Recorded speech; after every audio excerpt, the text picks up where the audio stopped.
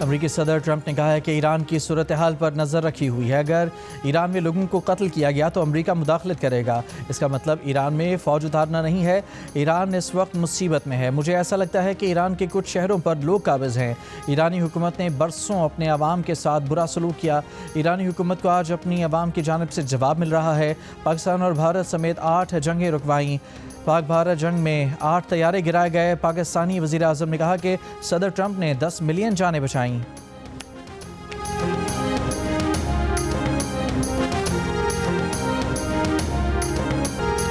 امریکہ کو green land کا مالک ہونا چاہیے تاکہ روس یا چین اس پر قبضہ نہ کر سکیں۔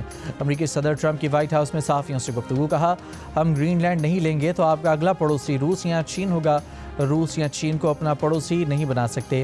امریکہ نہیں چاہتا کہ روس یا چین گرین لینڈ جائیں۔ گرین لینڈ کے لیے رقم پر ابھی بات نہیں ہو رہی۔ گرین لینڈ سے متعلق مالی معاملات پر فیصلہ بعد میں ہوگا۔ فی الحال گرین لینڈ سے متعلق دیگر پہلوؤں پر غور جاری ہے۔ امریکہ گرین لینڈ کے ساتھ آسان طریقے سے یا سختی سے نمٹے گا۔ ڈنمارک پر ڈیل کرنا چاہیں گے۔ چین اور روس کے عوام سے پیار ہے۔ روسی صدر اچھے انسان ہیں لیکن انہوں نے مایوس کیا۔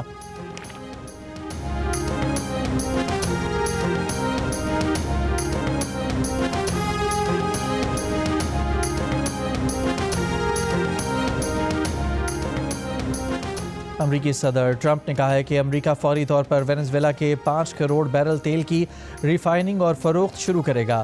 روس اور چین وہ تمام تیل خرید سکتے ہیں جو وہ امریکہ یا وینزویلا سے چاہتے تھے۔ وینزویلا اور امریکہ کے پاس دنیا کا 55% تیل ہے۔ تیل کمپنیاں امریکہ سے براہ راست ڈیل کریں گی، وینزویلا سے نہیں۔ وینزویلا میں سرمایہ کاری کرنے والی تیل کمپنیوں کو حفاظتی ضمانتیں دی جائیں گی۔ امریکی صدر کی وائٹ ہاؤس میں تیل کمپنیوں کے سربراہوں سے ملاقات کے موقع پر گفتگو۔ کہا، وینزویلا میں $100 ارب تک سرمایہ کاری پر غور کر رہے ہیں۔ وینزویلا کی طرف سے کل ہمیں 30 ملین بیرل تیل دیا گیا تھا۔ اگلے ہفتے تیل کمپنیوں کے ساتھ ایک اور میٹنگ کریں گے۔ یہ بھی کہا کہ ایک آئل ٹینکر پکڑا گیا ہے جو ہماری منظوری کے بغیر وینزویلا سے روانہ ہوا تھا۔ ٹینکر اب وینزویلا واپس آ رہا ہے۔ تیل ہمارے توانائی معاہدے کے تحت فروخت کیا جائے گا۔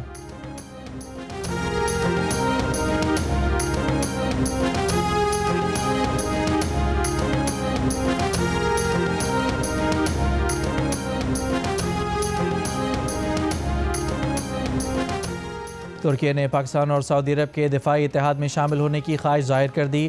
بین الاقوامی خبر ادارے بلومبرگ کا دعویٰ۔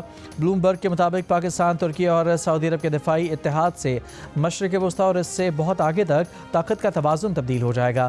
معاہدے پر پاکستان اور سعودی عرب نے پچھلے سال دستخط کیے تھے جس میں لکھا گیا تھا کہ کسی ایک ملک کے خلاف جارحیت دونوں ملکوں کے خلاف جارحیت تصور کی جائے گی۔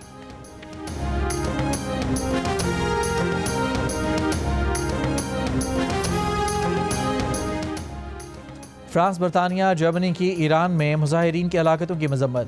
فرانسیسی صدر، برطانوی وزیر اعظم اور جرمن چانسلر کا مشترکہ بیان جاری۔ کہا، ایرانی سیکیورٹی فورسز کے تشدد پر تشویش ہے۔ رہنماؤں کا ایرانی حکام سے تحمل اور ضبط کا مظاہرہ کرنے کا مطالبہ۔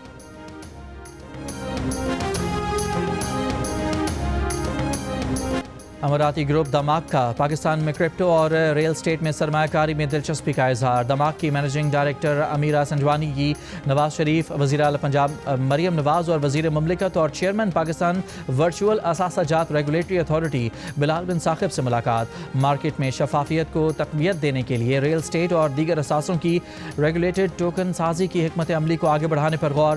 ٹرمپ برانڈ اور دماغ کے اشتراک سے دبئی سے امریکہ تک اربوں ڈالر سرمایہ کاری کی جائے گی۔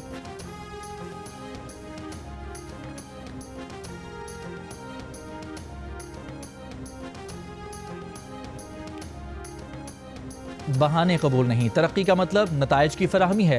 ہر منصوبہ عوامی خدمت اور معیشت میں بہتری کا سبب بنے۔ وزیر اعلیٰ سندھ مراد علی شاہ کا ترقیاتی منصوبوں کی پیش رفت سے متعلق جائزہ اجلاس سے خطاب۔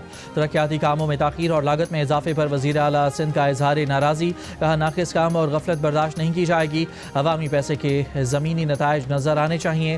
اجلاس میں وزیر اعلیٰ سندھ کو کراچی نیبرہڈ امپروومنٹ پروجیکٹ پر پیش رفت پر بھی بریفنگ دی گئی۔ مراد علی شاہ کی اندرونی احتساب اور نگرانی کا نظام مزید مضبوط بنانے اور نئے منصوبوں سے پہلے جاری منصوبے مکمل کرنے کی ہدایت۔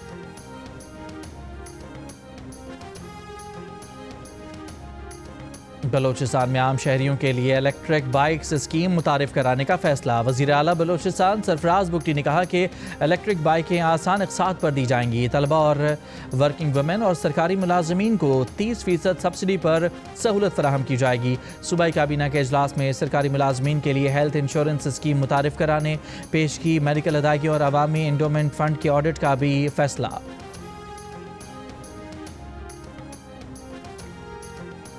بانی پی ٹی آئی کی بہن علیمہ خان کا کہنا ہے کہ سندھ حکومت سمجھدار ہے، اچھی بات ہے کہ راستے نہیں روک رہی۔ پنجاب میں عوامی مینڈیٹ والی حکومت نہیں، اس لیے راستے روکے گئے۔ علیمہ خان نے کہا کہ پرسوں ان کے وارنٹ جاری کیے، آج جج صاحب خود چھٹی پر چلے گئے۔ علیمہ خان کے خلاف 26 نومبر احتجاج کیس میں سماعت جج کی چھٹی پر ہونے کی وجہ سے کارروائی کے بغیر 12 جنوری تک ملتوی کر دی گئی۔ وفاقی وزیر مصدق ملک کی زیر صدارت اسلام آباد میں ماحولیاتی تحفظ سے متعلق اجلاس۔ وفاقی دارالحکومت میں الرجی پیدا کرنے والی پیپر ملبیری درختوں کی مرحلہ وار کٹائی پر بریفنگ۔ مصدق ملک نے کہا کہ دارالحکومت کے سبزے کے تحفظ پر کوئی سمجھوتہ نہیں ہوگا۔ قوانین اور قواعد کی مکمل پاسداری کے بغیر کوئی ماحولیاتی قدم نہیں اٹھایا جائے گا۔ اعلامیہ کے مطابق اسلام آباد میں پیپر مل بیری کے بدلے مقامی پھلدار اور چیڑ کے درخت لگائے جائیں گے۔ کیپٹل ڈیولپمنٹ اتھارٹی کے ڈپٹی ڈائریکٹر عرفان خان نیازی نے جیو نیوز سے گفتگو میں بتایا کہ اسلام آباد میں صرف مضر صحت درخت کاٹے جا رہے ہیں۔ یہ سلسلہ 2024 سے جاری ہے۔ اب تک 29,000 مضر صحت درخت کاٹے جا چکے ہیں۔